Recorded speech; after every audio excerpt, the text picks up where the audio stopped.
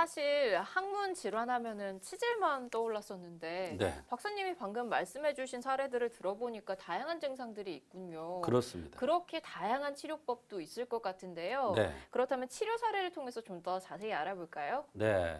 학문에서 항상 피고름이 나온다는 60대 후반의 여성이 내원했습니다. 저런. 그런데 오래됐기 때문에 이런저런 치료를 했는데도 치료가 도저히 되지 않더랍니다. 갈수록 더 심해지며 변비가 심해서 7일에 한 번 대변을 본다고 했는데 대변의 색도 좋지 않고 냄새도 좋지 않으면서 대변을 보고 나서 상쾌하지도 않고 찝찝한 것이 항상 계속된다는 것입니다. 지금까지 한약을 들어보면 소화가 되지 않아서 받아주지 않아서 한방 치료를 받고 근본 치료를 하고 싶어도 할 수가 없다고 했습니다.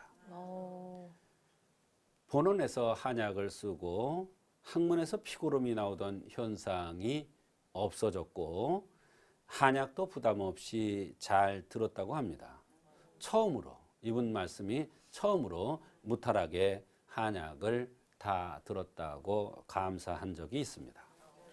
이 사례자분 같은 경우에는 특이하게 한방 치료를 하고 싶었음에도 불구하고 한약을 먹으면 소화가 잘 되지 않아서 그렇게 하지 못했다고 하셨는데 왜 이런 증상이 나타났던 걸까요?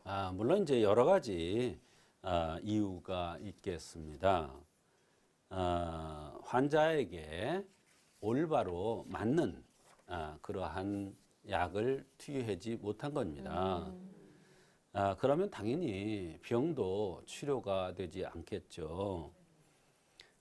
증상만 보려고 치료를 하면은 이런 우를 범하는 경우가 있습니다. 네. 그래서 한의학에서는 증상이 같을지라도 생긴 모습이나 체질에 따라서 그 원인도 다르고 치료법도 다르다. 이렇게 정의를 하고 있습니다. 정확한 원인을 찾아내서 적확한 치료를 해주셨기 때문에 치료가 가능했던 것 같은데요. 네. 그렇다면 이분 같은 경우에는 어떤 증상을 어떻게 치료해 주셨나요? 네. 사실 이분은 상당히 치료가 어려웠습니다. 왜냐하면 아주 다양한 증상들을 호소했기 때문입니다. 네. 너무 기운이 없고 소화가 잘 안 되면서 뜨겁고 온몸이 쑤셔서 잠을 자지 못한다고 했습니다. 부정맥의 약도 복용 중이고 심장에 기계를 넣는 시술도 했다고 했습니다. 입이 마르고 젊어서부터 7일에 한 번씩 대변을 보는데 변비가 심해서 그런지 항상 항문에서 피고름이 나온다고 했습니다. 박사님께서는 늘 생긴 모습을 토대로 정확한 진단을 해주시잖아요. 그렇습니다. 이분 같은 경우에도 그렇게 해주셨죠? 당연합니다. 이렇게 다양하게 호소하더라도 생긴 모습에 따른 체질이 원인을 찾을 수 있는 방법이기에 아주 중요한 것입니다. 이분은 살이 통통하게 쪘고 가슴이 크면서 눈과 코가 내려먹었습니다. 코도 길고 눈꼬리도 처졌다 이런 뜻이에요. 그래서 투격탕이라는 이러한 약을 투여했는데 이 한약은 무탈하게 잘 들었다는 것입니다. 소화도 조금 잘 되는 듯하고 거부감이 없었다고 했습니다. 저는 밥을 잘 못 먹었었는데 이 약을 들고는 밥맛이 좋아서 잘 먹는다고 했고요. 대변도 동글동글하지만 전번보다 좋아지고 입 마르는 것도 좋아지면서 피곤함도 훨씬 덜하다고 했습니다. 전에는 한약이 받질 않아서 소화조차 잘 안 되셨던 분이 처방을 받으시고 나서는 전신의 흠이 다 개선되셨으니까 얼마나 신기하셨을까요? 그렇습니다. 막혔던 하수도를 뚫어놓으니 전신이 순환이 되고 식욕이 좋아진 것입니다. 이전에는 그렇게 안 되니까 안타깝게 부정맥도 생긴 것이죠. 한방 의사에 의하면 병을 치료할 때 반드시 표와 본을 알아야 한다고 했습니다. 표병과 본병이 있는데 본병을 먼저 치료해주면 표에 있는 가벼운 병들은 저절로 없어진다는 이론입니다. 그러나 대소변이 시원치 않은 환자가 있을 경우에는 또 뱃속이 그득할 경우에는 이것을 우선적으로 표병이나 본병보다도 우선적으로 이 대소변 문제를 해결해 주어야 한다는 그런 치료 원칙이 있습니다. 이분이 호소하셨던 증상 중에 하나가 소화가 잘 되지 않고 대변을 잘 누지 못한다고 하셨는데요. 대변이 배출되지 않아서 여러 가지 병이 생겼을 수도 있군요. 그렇습니다. 이런 경우 대원칙이 대변을 소통시켜야 하는 것입니다. 그러나 무조건 설사를 시켜서는 절대로 안 됩니다. 사람마다 다르고 체질마다 변비가 있더라도 다릅니다. 무조건 설사를 시키는 약을 쓰면 위기가 손상되어서 더욱 문제가 됩니다. 그렇기 때문에 치료에 어려움이 있고 기술이 필요한 것입니다. 이 대변을 소통시키는 방법에 있어서도 체질에 따라 다르기 때문에 그 기술이 정말 중요한 거군요. 그래요. 단순하게 대변을 빼내는 차원이 아닙니다. 언뜻 생각하기에 설사를 시키는 약을 쓰면 단순하게 해결될 듯 하지 않습니까?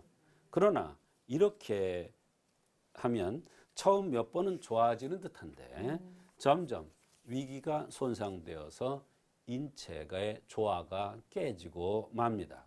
그래서 체질에 맞게 대변이 시원하게 잘 나오게 하는 방법이 각각 다른 것입니다. 사람마다 다르다 이런 얘기예요. 네.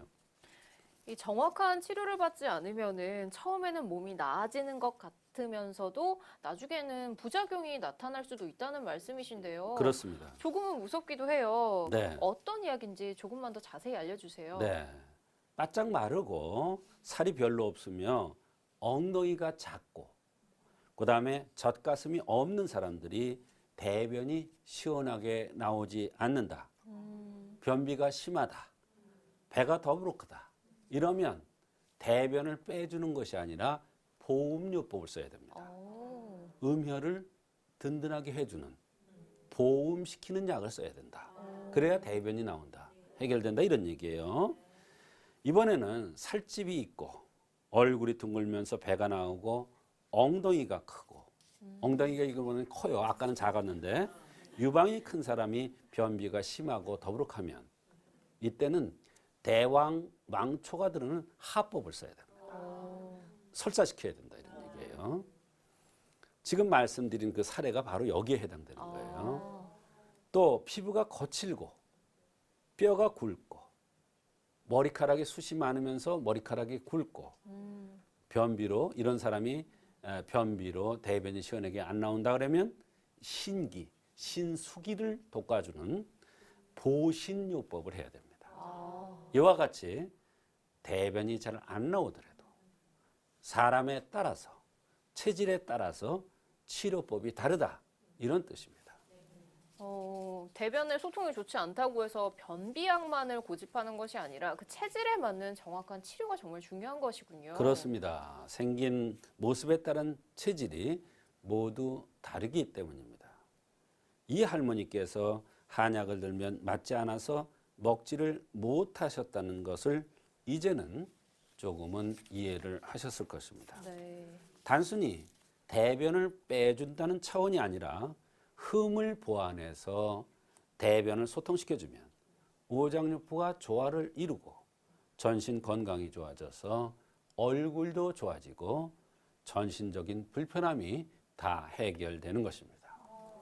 박사님께서 이렇게 원리를 하나하나 알려주시니까 이제 조금 이해가 되는 것 같은데요. 네. 그렇다면 이 할머니께 투격탕을 처방해 주셨어요. 네. 결과는 어땠나요? 투격탕이라는 것은 사실은 흔히 쓸 수 있는 처방은 아닙니다.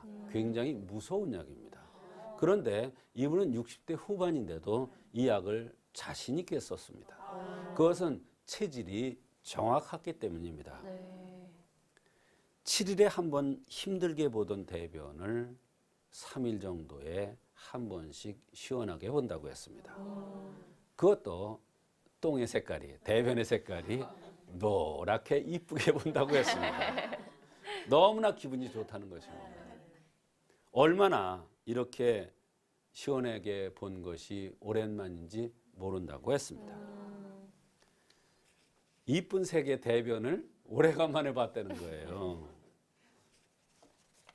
잠도 잘 안 오는데 잠도 잘 잔다고 했고, 이 약에는 수면제가 들어있지 않는데도 잠을 잘 잔다고 했습니다. 학문에서 항상 피고름이 나왔는데 이런 현상도 없어진 것입니다. 그러나 오래된 병이기 때문에 오랫동안 치료를 하고 또한 섭생도 잘 지켜야 합니다. 그러시면서 하신 말씀이 잘 먹고 대변을 시원하게 잘 보는 것이 이렇게 소중한 것인지를 이제서 깨달았다는 것입니다. 68세인데 이제서 잘 먹고 대변을 잘 싸는 것이 이렇게 중요하다는 것을 처음 느꼈답니다. 이 살아가면서 당연하게 느껴졌던 이 묵직함과 불편함이 바로 해소가 되니까 새로운 삶을 사시는 것 같이 느껴지셨을 것 같아요. 그렇습니다. 그렇다면 이 상태를 잘 유지하는 것도 중요할 것 같은데요. 이런 분들 같은 경우에는 어떻게 섭생을 하는 것이 중요할까요? 네, 항문병은 섭생과 스트레스를 조심하지 않으면 바로 재발할 수가 있습니다. 특히 술과 닭고기가 좋지 않습니다. 대변이 좋아졌어도 대변이 다시 막히면 재빨리 내원해서 다시 또 같은 치료를 해야 합니다. 그렇게 몇 번을 반복하다 보면은 여러 가지 면에서 전신 건강이 좋아지면서 저절로 대변을 잘 보게 되는 것입니다. 항문에 피고름이 나와서 고생하셨다는 사례자분의 치료 사례를 들어봤는데요. 그렇다면 항문 질환에 또 어떤 증상들이 있을까요? 네, 다음에는 항문이 가려워서 너무 힘들다는 사람들이 참 많습니다. 그런데 이런 사람들이 여러 가지 검사를 했는데 원인을 알 수가 없고 치료도 되지 않는다는 경우가 많습니다. 이런 경우에 한의학적으로 잘 치료되는 방법들이 있습니다. 이런 경우에는 한약을 투약하면서 한약을 달여서 항문을 씻어요. 그러면서 훈증을 합니다. 이것을 동시에 하는 겁니다. 말하자면 먹고 씻고 훈증하고 이것을 동시에 하는 겁니다. 이렇게 하면 벌레가 있는 이런 현상들이 벌레가 죽기 때문에 항문 가려움이 없어지는 것입니다. 벌레를 죽인다고요? 네. 버러지, 즉 충이라고 얘기를 하는데요. 인간은 버러지의 집입니다. 충의 집체다 이렇게 표현합니다. 말하자면 버러지와 같이 사는 곳이라는 뜻입니다.